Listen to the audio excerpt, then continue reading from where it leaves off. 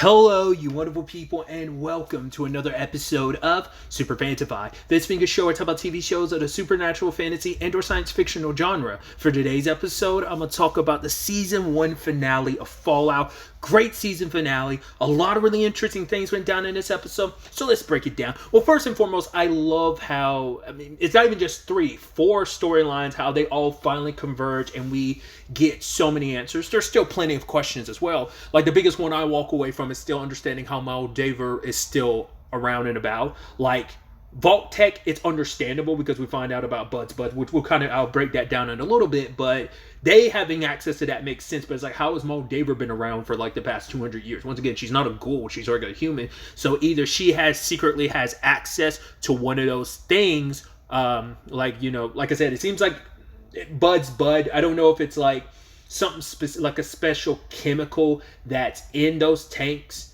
Because once again, like, she looks like she's exactly the same. Maybe she gotten a little older, maybe, but she seems like she's exactly the same. Well, no, because when you think about it, it's like she definitely has aged because she was around when Lucy was still a little girl. It might even been before. Well, no, Norm was definitely born at that time because Rose had taken over. Once again, we'll kind of break that down, but it's like, that's probably one of the biggest things I had going for. It's like, she must have stole the tech for it or got access to the tech, and so was able to kind of replicate it and use it on her own without Vault Tech finding about it. That's the only way I could find out, like, how you're alive all these 200 plus years later. We never got an answer to that, but we understand how Vault Tech people are. But either way, let's break it down. First and foremost, we're going to start off chronologically and start off with the past, with everything with Cooper dropping Barb off to work, and he's still using the listening device. But the concern I was worried about is like, well, Barbara's trying to find out who has access. Like, she's like, right, my pit boy's acting up. That's weird. Like, I'm trying to figure like the transmission stays open and it's transmitting it somewhere. I thought she'd find out Coop at some point through the episode, but she never did. Granted, that doesn't mean in the future she didn't find out. Like, maybe Coop kept the line open and she was eventually able to trace it back to him. Who knows? But yeah, Bud had introduced something he was working on. He's like, right, basically, going back to the whole point that he was making previously, like, the biggest enemy to people is time. And so he came up with Bud's Bud. It's basically a means of keeping people around because there's so many solutions that it would take centuries of work to get towards, so that way you could keep people around forever. Now, when he initially brought that up, I was like, oh, is that what the goals originally were supposed to be, but they mutated into what they are? There still could be a correlation to that, considering, like, because in my head, I just assume, like, the ghoul situation is just pure radiation. But we also see that it is in a serum, too, because the snake oil salesman turned Thaddeus into one. So there is some medical concoction that does exist to recreate that. So it might be a situation that maybe the same thing that's in Bud's Bud, the perfected version, or at least a decent control. Like, maybe there's like other elements you need to do it, because like it seems like that has to happen while you're in a tank. So maybe that, rather than it being directly injected into you, creates the whole ghoul situation. Because I was initially thinking, like, right, it's just got to be radiation fallout, right? Just like the radiation turns you into a ghoul. I mean, it seems like that's still probably the highest probability. Once again, if I was more well versed in the world and lore of Fallout, maybe I'd have a better understanding of that. But either way, it's like I was bringing up before, it seems like basically Bud's Bud, whether it's a chemical, whether it's just the machine itself, it does seem like it is a it's a cryo chamber to basically keep people alive and it's sleep in a cryostasis. But yeah, Cooper goes in and he's trying to listen to Barb's conversation, try to eavesdrop on everything. It's like, well, he needs to be closer to keep, because the further apart they are, the more the signal gets staticking.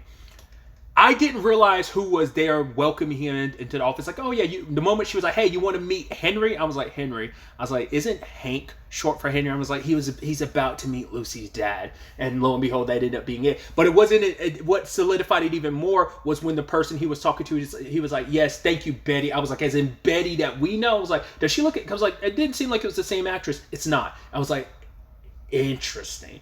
Well, because it seems like, with Kyle MacLachlan, they like legitimately like de-aged him, and it's like, oh, it's almost looking at a young Dale Cooper again when you see him. It's so weird. I don't know like what the that de-aging tech is wild. But it's almost like when you look at it, you're like, right, we've seen what he looks like, like in his younger years. Like I said, it's almost like looking at Dale Cooper, like a young Dale Cooper, like OG Twin Peaks right there. It's kind of wild. But it's like, oh, Betty. I was like, well, that's insane. And this is when Cooper's having his entire world rocked, because he's hearing the way Bud is talking to all these other people. It's like, right, these other companies. It's like, we kind of have to come together to make this all happen, because the others are like, oh, you guys are kind of like shaky on sales, but they're like, no, we're doing fine. But we have these vaults, and the peace negotiations for us are going bad because they're going bad because they're going good. We need war, we need destruction. That's the only way they're going to be able to sell the vaults. And this where you get into your big like conglomerate evil corporation bag. We've already kind of been feeling the vibe, but this is where they just really kind of go full villainy monologue. And especially Barb's side of things, which is like, because Cooper was hoping, it's like, right, come on, set him straight. And she's like, right, I talk about the future I want for my daughter. And she talks about the way the world is. The world, she's like, right, there's no escaping war. And the only way we could solidify our plans from actually happening, because we can't guarantee that, right, we can't hedge our bets on, right, peace talks fall apart. We could nudge things in that direction, but even that doesn't necessarily mean we'll go to nuclear fallout. But the end result could be, well, why hedge our bets on that when we can drop the bombs ourselves? Because up until this point, you're kind of like, right, they indirectly were responsible. They nudged things so that it turns into a nuclear war thing and we get to where we are. But it's like, no, they dropped the bombs themselves, it seemed like. Not unless that was like more an allegory for them. Not allegory, but like that was another way of saying like, no, we did indirectly drop them without dropping them. Like either we got some people in a very specific position to set all this in motion, so they were directly involved or still indirectly involved, or did they actually like hijack the nuclear weapons just to, who knows? Like, but the way Barb was talking about it's like, no, we're going to drop them ourselves. So because it is that the future is ours to make. We can't trust it in anyone else's hands, because we're the smartest group. We know how to change the world, because if we don't change the world, it's going to like be caught up in this cycle of war over and over. War never changes. And it's like, so their plan is to basically have everyone that's key figures go into the vaults, basically once again giving that speech about, Bud gave the speech again about time being the greatest enemy. And it's like, because they're like, right, so what, like, how do you guarantee that the people inside your vault survive and the people on the surface don't? It's like, well, we'll make, the vaults are designed to like keep going over and over and over, whereas like the surface, it's like we have enough time, we'll survive down there in the vaults for centuries, and eventually everyone on above ground will get wiped out, which didn't work out. I mean, granted, even Hank had said earlier in this season, like, right, it's going to be Lucy's child's generation. Like, I guess saying, like, this generation that exists on the surface would have eventually gotten wiped out by the next generation of vault dwellers. I don't know if that was a plan, or whether they were eventually going to come to the surface and just wipe everyone out. They're not above doing it anyway, as we find out later on. So, I mean, that's that line you have to walk between what was truth and how much was, like, horse shit of like, oh, we're just going to wait for the next generation to kill them all out. It's like, well, you're not above wiping people out, so you probably would have just taken the opportunity to wipe them out, but you probably would have waited. But it's like, yeah, like the people on the surface ended up being a little more resilient and didn't just die like you were hoping they would be. Maybe they were thinking like, right, it's only been 200 years, we can wait another 200 years if need be, just for them to all die out. But things didn't work out that way, and maybe it's a culmination of that plus Moldova kind of doing her own thing, so many people above ground doing their own thing, like the Brotherhood of Steel. So, but yeah, like I said, it was just like hearing that from Cooper, hearing that from Barbara. It's kind of like, once again, it's like he thought he knew his wife, and Moldova was like, yeah, there's going to be a darker side of your wife, and just that she isn't just someone that's a part of this. She's kind of sold her soul in a lot of ways, and she kind of made it clear why she believes in this wholeheartedly. But it's like, it's the bad guys who don't believe themselves to be the bad guys. They believe themselves to be the ultimate good guys. They believe themselves to be the saviors. But it's like, no one asked you to do this. You kind of took it upon yourselves to be the world's savior. But it's like probably in their minds, it's like, no, like the world is asking for it. It's like, there's just going to be war, so many, factions, which, history repeats itself because we had war back then, and it all comes full circle by the end of the episode.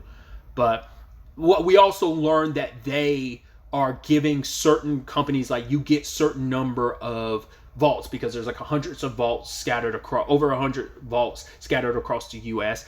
Different companies will get several, and they'll get to experiment and decide, like, basically what's the best solution going forward for humanity, and the best idea wins. So there's a trifecta of 31, 32, and 33.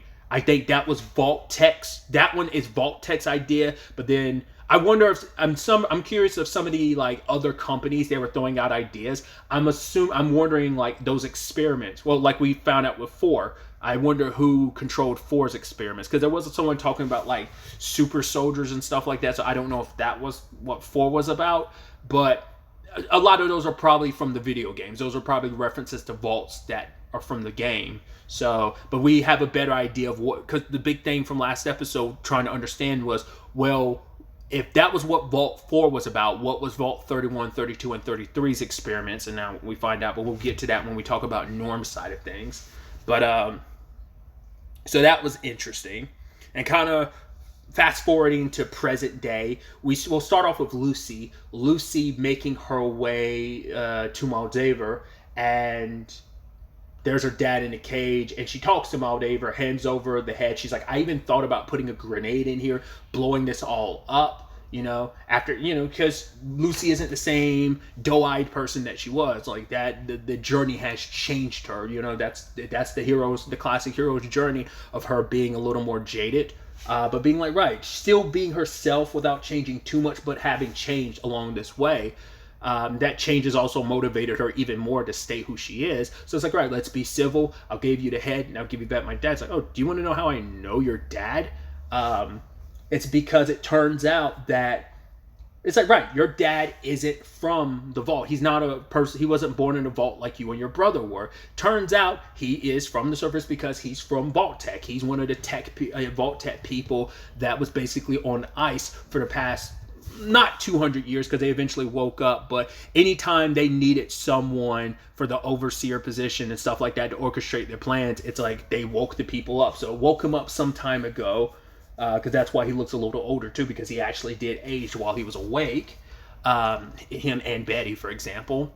But it turns out that Moldaver says, like, right, this all started because your mom got suspicious of him and felt like he was lying, and she probably ended up discovering, basically, it's so interesting how, because not even Lucy got all of the story.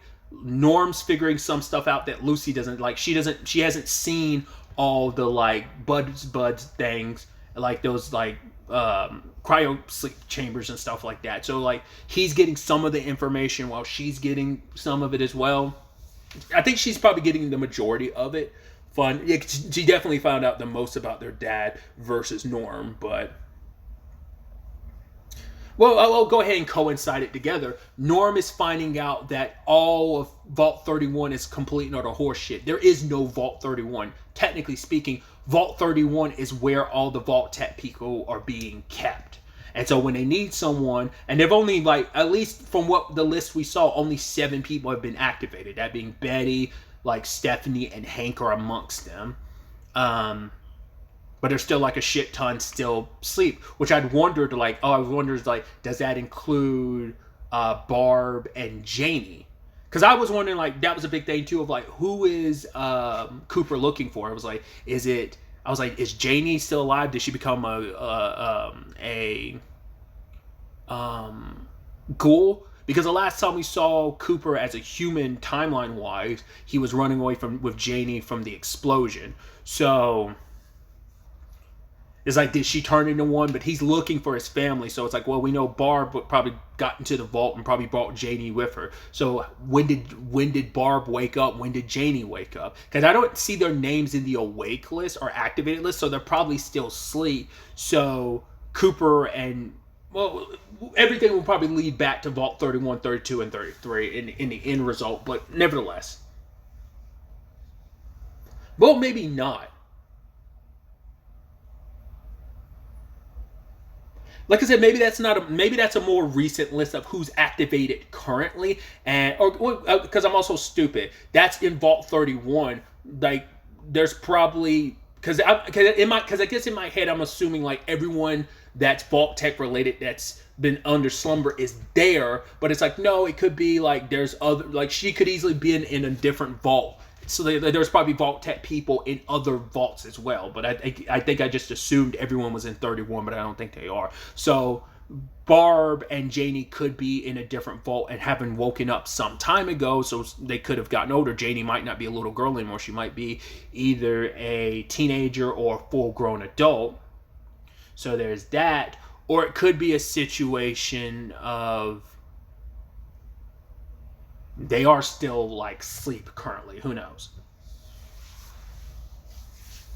Either way, I was going on this massive tangent. I love that whole bit with like Norm too, where he helps out that brain, and it's like, oh, you can't learn the truth, which I believe they're kind of implying that's supposed to be Bud. It sounds like it's supposed to be him, but I'm not sure. But yeah, he's the brain in the Roomba, and I love that he was like, oh, let me inject you with this thing, and just Norm just kept sidestepping him. I was almost worried. I'm like, please don't let it be a situation where Norm isn't paying attention and it kind of gets close to him and sticks him. It almost feels like that's supposed to be like the snail thing, which I associate that with Rooster Teeth, specifically Gavin, because isn't he the one that created that whole thing? But I feel like other people have kind of utilized the whole snail thing, you know, that slowly coming thread. I mean, it's kind of like the It's Follow monster, even though I've never seen the movie, but, you know, the thing that comes after you super slowly. Like, I'm wondering, was that...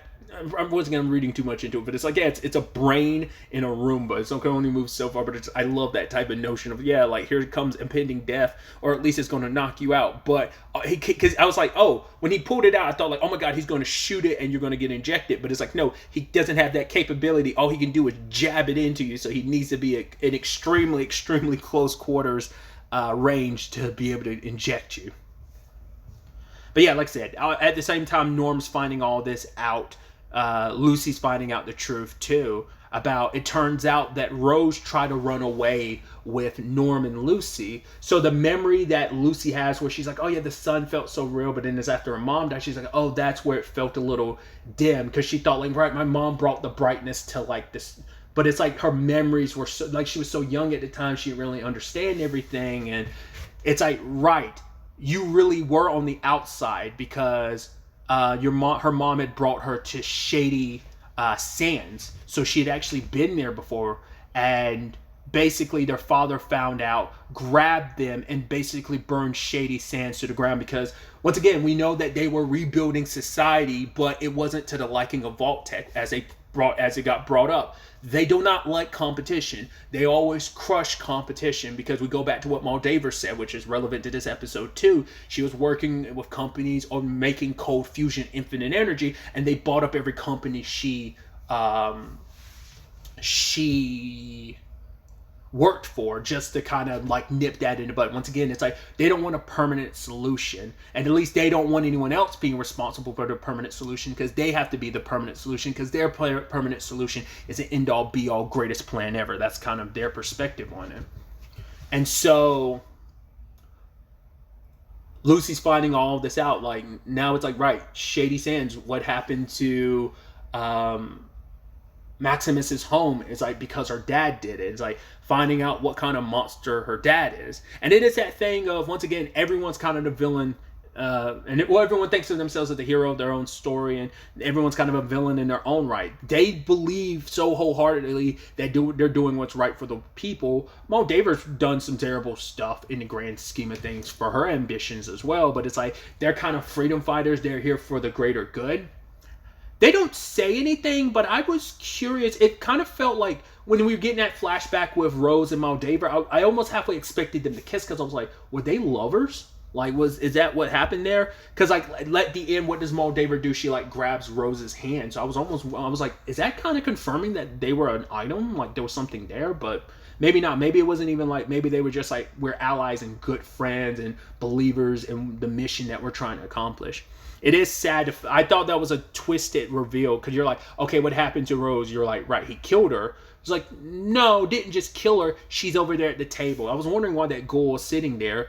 I guess that's also why so many people are like, oh my god, it's her. It was like, did they remember Lucy from back when she was a little girl? I mean, they also know, like, oh my gosh, she's the one that's got Wilczek's head. But it was like, I wonder, did they also remember her as a little girl? Because it was specifically a kind of turquoise, like sky bluish ghoul that was staring at her. But I don't know if they were the one that was whispering or other people were. It could have just been about the head, but I wonder if some of them remembered Lucy when she was a little girl. Like, if there's some correlation there. Because I'd assume most of the people here are from Shady Sands. I mean, to be fair, it probably can't be the case because no one... Well, I was about to say, none of the survivors from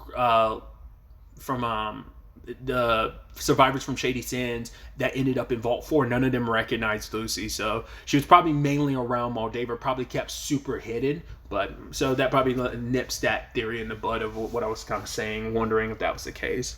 But yeah, that's messed up of like she got turned into a ghoul.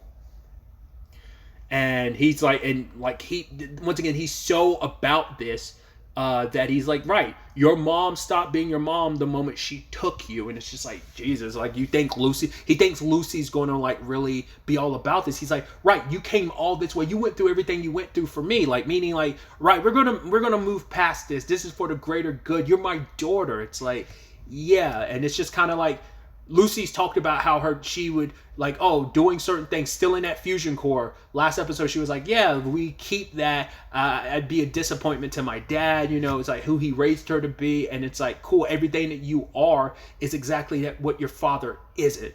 Because we found out that from Norm's side of things that the plan is what 31, 32, and 33 were really all about. 31 being what it is, but 32 and 33 were about breeding the best of the best genetically, like a Lucy, and eventually having them mingle with those from 31, to create basically super managers. So you take the best of the best from Vault Tech, and then you mingle that DNA with the best of the best from someone from the Vault, and you get like a super manager to kind of help lead the future into, well, a new future. So that was 31, 32, 33's experiment, as we find out. So, which sadly for Norm, he ends up getting trapped inside. But it's like, yeah, the only way that door is going to open is if the surface dwellers die. And it's like, that could take forever. So Norm has no choice but to get inside his dad's tube and just kind of wait it out. But it's because it's like, yeah, no one knows Norm is there. And even if Betty finds out, she would have no reason to go check. You know, Chet's in 32, so he won't know that. And people probably notice that Norm is missing, but probably no one's going to know to go check 31 to look for him. Once again, the one person that's close to him is Chet, who decided he wanted a fresh start, and he's there with Stephanie, who's doing her thing as overseer. So less likely that any of that will kind of connect to what's up with Norm. So either way, we have all of that. Going back to the Lucy situation, she had given, obviously, she kind of tells her dad, like, right, give Moldaver the codes for the code fusion, and he does, and she activates it, but it takes a while to kind of, like, for it to all build up. It has to kind of, like, I think, chemically do its thing. At the same time, this was actually the opening to the episode, was Maximus's circumstances, you know, the returning hero, but he's got a lot to, you know, answer for, because it's like, cool, where's your knight? It's like, well, he died. It's like, cool, second time someone around you kind of like gets hurt, referencing Dane and now Titus. Well, we're also not going to talk about Thaddeus, because they're just probably going to assume he's dead, which he's out there in the wild as a ghoul. But they obviously immediately can tell that the head isn't real. It's because, like, right, they can't detect the artifact, so they were about to kill him until Dane reveals it wasn't Maximus that put the, like, razor blades in my boots. It was me. I was like, oh, I wasn't expecting it. And at first I was like, is Dane just covering for Maximus? Turns out, no, Dane did it to themselves because they were scared to go out in the wilds. They put up a strong front, like, yeah, this is what I want. I mean, it's the Brotherhood. You have to, you know, show a strength. You can't be seen as weak or a coward. But yeah, Dane got scared and was like, please don't do this. And so it's like, right, they kept Maximus alive because, hey, you said you can find the head again. So everyone's getting locked and loaded for this mission.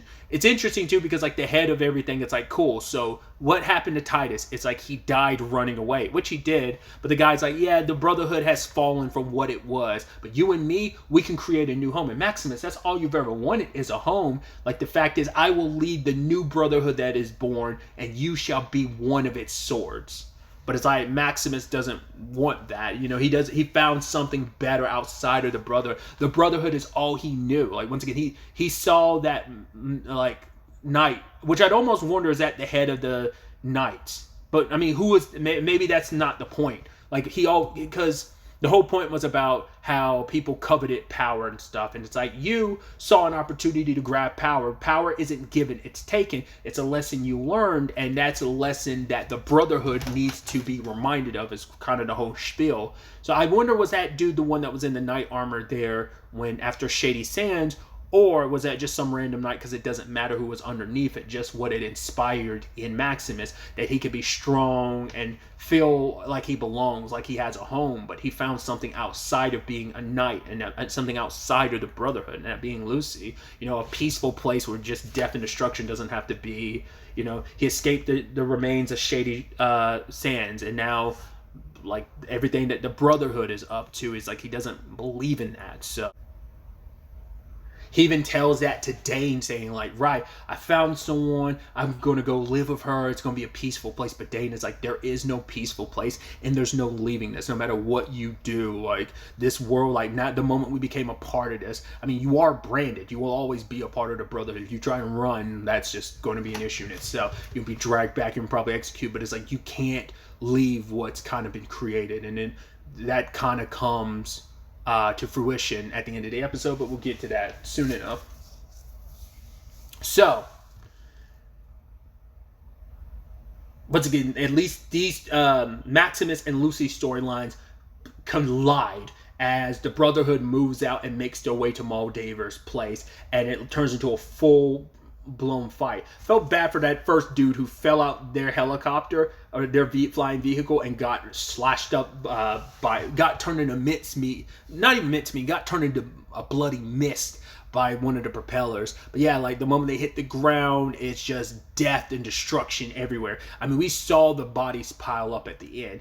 I assume by the end, like we see, like, right, there are people from the Brotherhood that are still alive. I'd assume all of Moldaver's people are dead. It would seem like, not unless there's some escapees, but for the most part, it seemed like most, if not all of Moldaver's people are dead. But it's like, yeah, like, because even people in the knight suits are getting screwed up. I even love there was like one person that was like on top of a knight, like blasting the gun into like a open spot in armor just to like kill the person inside. And then later on, Coop shows up following the trail, and he's like, right, I've been in that armor. It has a very specific weak spot, like in it, like just below the chest area. Exploits that. Kind of pulled a little bit of a Batman, well, I'm sure the Punisher's definitely done like a dark room thing of, oh, I'm gonna kill a whole bunch of people. It's like, I don't think it ever came up in the show. Maybe the last scene of the show kind of no, I don't think that was necessarily a dark room, but it felt a little Batman-ish. Very specifically, the Batman meets the Punisher, just like the way Coop was handling it. One of those poor knights got it hard because it was like a grenade tossed in the armor. So, kind of rinsed everyone easily.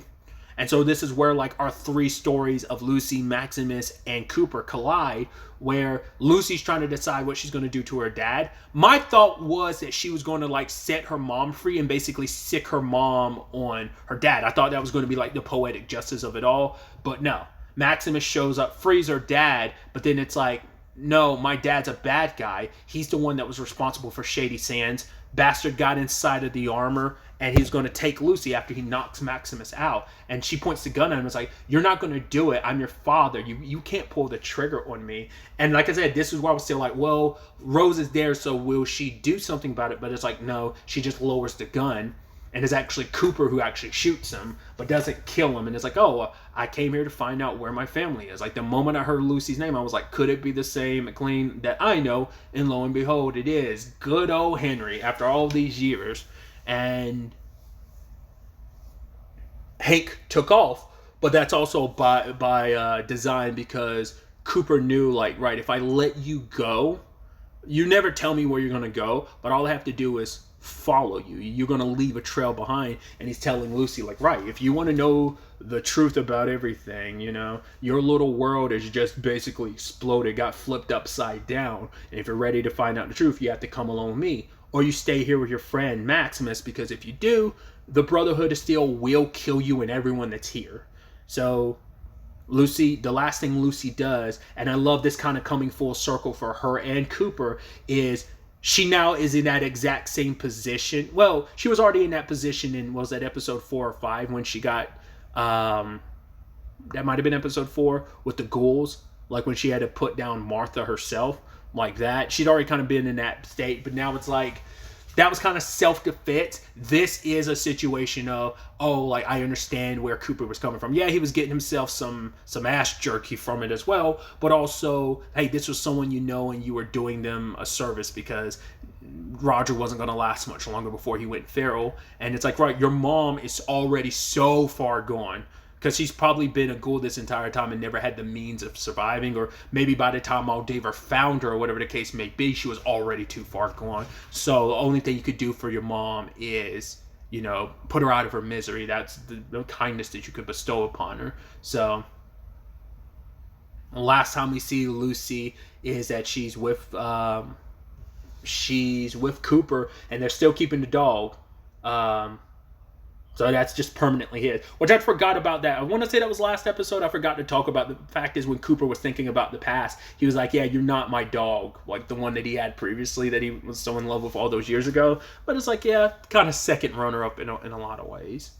So that happens. And then finally we also have Maximus finally waking up. But Moldaver comes in wounded, activates the cold fusion, and it lights up the nearby area, but I'm assuming is lighting up power all across the world. And her final lines are to Maximus. It's like, cool, like, what do you think your Brotherhood would do with infinite power? Maybe you could try, maybe you could stop them, maybe you can't, or maybe all you can do is try. And then she ends up succumbing to her wounds. And for Maximus, it's just kind of, what do you want? You want Lucy, but it's like, that's kind of out of your hands now. Dane comes up along with some other Brotherhood people. It's like, wait, you killed the leader of, Moldaver and everything. And he's like, no, that's not what happened. And now he's celebrated. Everything he wanted, what he wanted at the beginning of the series, what he's wanted for so long, a good chunk of the series, is now come fruition, even though it's not what he wants anymore. He's being heralded as a hero and the knight, and it's like, are you going to try and keep this away from the Brotherhood? It's been activated now, but they'll probably try, like, this being the centerfold, they'll probably try and take control of the code fusion to utilize it the way. So it's like, what is Maximus going to do? Is he going to operate from the inside to change the Brotherhood? Is he going to use them as a means to try and find Lucy? Because he said that he'd find Lucy last episode. This episode, Lucy said that she was going to find him. So some very, very fascinating conclusion to this season, but also great setup for season 2, which the show was renewed for a second season. Obviously, I'm getting to this a couple months late. What it came out like 2 months ago at this point in time, maybe a little more, a little less. I don't know. It came out like around like April 17th or something, right? So it's like a little less than like 2 months. So it took me like to finally like finish everything. So, but yeah, like I still thoroughly enjoy the show. Once again, I've gotten to learn a little bit more about the Fallout universe. I don't know if I'll necessarily play any of the games. Like, just some aspects of those games seem like they might be my cup of tea, but other aspects of like probably wouldn't be my cup of tea. So that's why I'm not going to get too caught up in, and like that's why I'm not going to make promises. Oh, I'm probably going to play the Fallout games now. Probably not, but I still like this world and the lore and everything, and I'm excited to see what they do with season 2, what some new characters and developments we get, and where our returning characters take us, because there's still a lot of history to play with, because we haven't completely caught up with everything that went down, between everything Cooper discovered in the season finale in the past up to like what happened to Janie and Barb. Like, there's still so much that can be filled in on that front. So, but really, that's all I wanted to talk about. So the next time we meet, be happy, be safe, live life to the fullest, and enjoy it. Good day and goodbye.